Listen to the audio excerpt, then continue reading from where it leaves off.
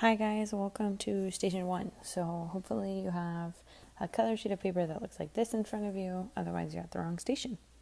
So we're going to talk about what it means to be a function, and in order to be a function, it means in order to be a function, the x values cannot repeat.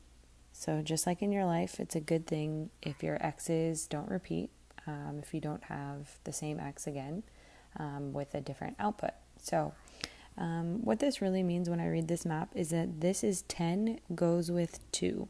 These are my x's over here and these are my y's. So this is kind of like the point 10, comma 2. Right? This would be the point 3, comma 3. This here, the 4 goes with the 8, so that'd be the 4, comma 8. 7, comma 4.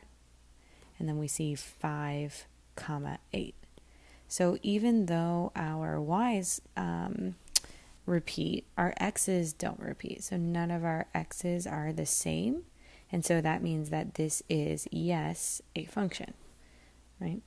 That's different than this one over here. We have 10, comma 2, 3, comma 3. And then we see 5 goes with 4, and also 5 goes with 7, right? And because our x's repeat here, we know that this is not a function. It means that when we graph it, we're going to see 2 points that are like right on top of each other. It would not pass the vertical line test. We'll talk about that in a minute. So if our x's repeat, then it is not a function. So if I'm going to think about the domain and range here, and then I'm going to determine if it represents a function or not, with my domain, I'm going to list all of the possible x's. Right, so this is all possible x's according to my data. So here I'm going to look at the first one. I have 6, -3, -6, -5, and 1. So when I list out the domain, I put a little squiggly, that's set notation, and then I list them from least to greatest. So I'm going to start with -6 because that's the least, -5, -1, or -3, +1, +6, right? So I see that those do not repeat. None of them repeat. So I'd say, yes, this is a function.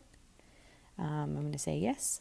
How do you know? I know because the x values do not repeat.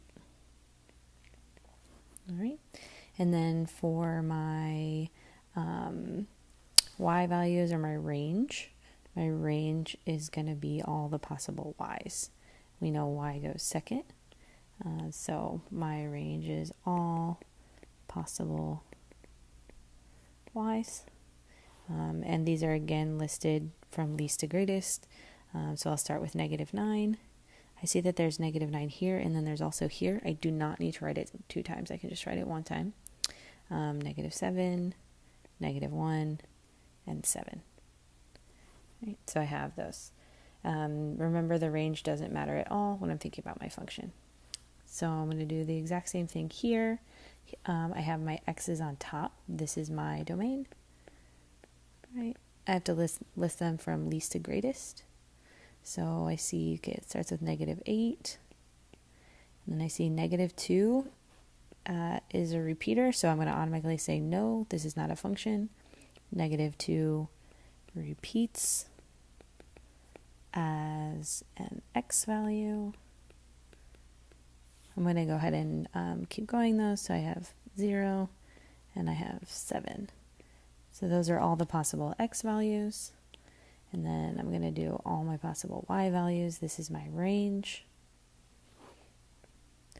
List them from least to greatest. So I have 4, 6, 8. So you don't have to write it 2 times. And 20. Right. So pretty simple as I'm doing my domain and range. Domain is all the x's, range is all the y's. So we spoke earlier about what the vertical line test is. What the vertical line test says